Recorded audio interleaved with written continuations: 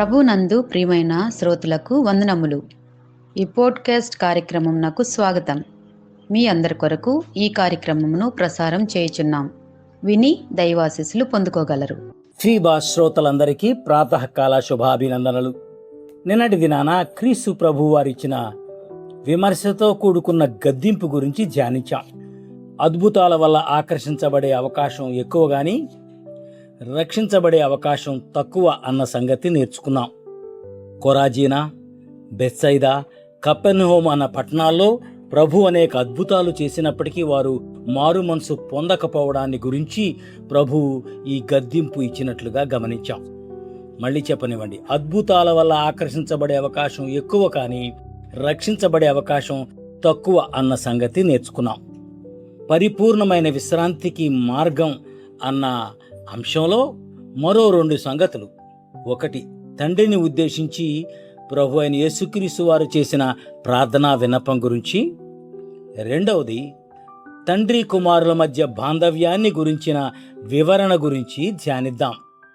విన్నపం, తండ్రిని ఉద్దేశించి ప్రభు అయిన యేసుక్రీస్తు వారు చేసిన ప్రార్థన 25-26 వచనాల్లో రాయబడింది మాట. ఆ సమయమున యేసు చెప్పినదేమనగా, తండ్రి, ఆకాశమునకును భూమికిని ప్రభువా, నీవు జ్ఞానులకును వివేకులకును ఈ సంగతులను మరుగు చేసి పసిబాలురకు బయలుపరుచున్నావని నిన్ను స్తుతించుచున్నాను. అవును తండ్రి, ఇలాగూ చేయుట నీ దృష్టికి అనుకూలమాయను.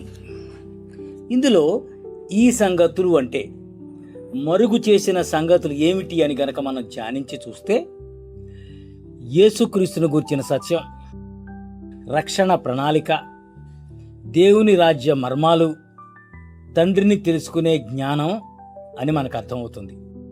ఈ సంగతులు అంటే యేసుక్రీస్తును గూర్చిన సత్యం, రక్షణ ప్రణాళిక, దేవుని రాజ్య మర్మాలు, తండ్రిని తెలుసుకునే జ్ఞానం, ఇవన్నీ కూడా జ్ఞానులకు వివేకులకు మరుగు చేశావు, పసిబాలురకు వాటిని బయలుపరిచావని ఇక్కడ రాయబడింది.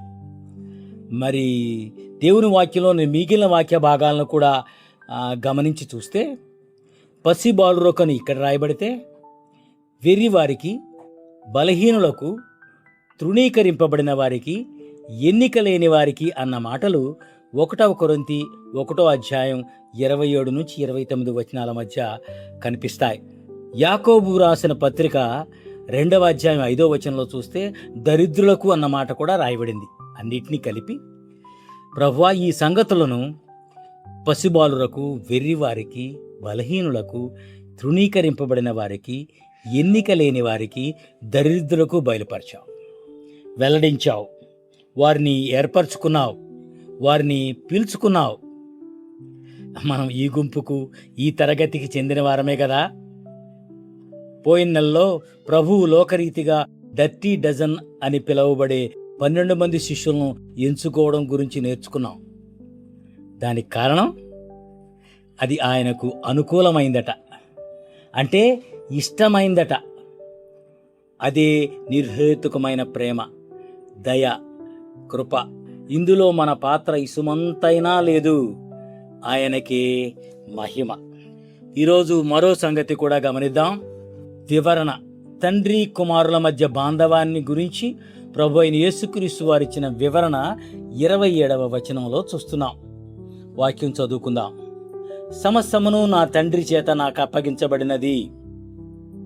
తండ్రిగాక ఎవడను కుమారుని ఎరుగడు, కుమారుడుగాక కుమారుడు ఎవనికి ఆయనను బయలుపరచను ఉద్దేశించునో వాడుగాక మరి ఎవడను తండ్రిని ఎరుగడు. సమస్తమును నా తండ్రి చేతికి అప్పగించబడింది అంటే సమస్తం అంటే ఏంటి? మరి దేవుని వాక్యంలోని ఇతర భాగాలను కూడా క్రోడీకరించి చూస్తే సమస్తము అంటే సర్వాధికారము, తండ్రిని ఎవరికి బయలుపరచాలో నిర్ణయించే అధికారం, రక్షించే అధికారం, తీర్పు తీర్చే అధికారం. మళ్ళీ చెప్పనివ్వండి, సమస్తము అంటే సర్వాధికారం, తండ్రిని ఎవరికి బయలుపరచాలో నిర్ణయించే అధికారం, రక్షించే అధికారం, తీర్పు తీర్చే అధికారం తండ్రి అయిన దేవుడు కుమారుడైన క్రీస్తుకు అప్పగించాడు.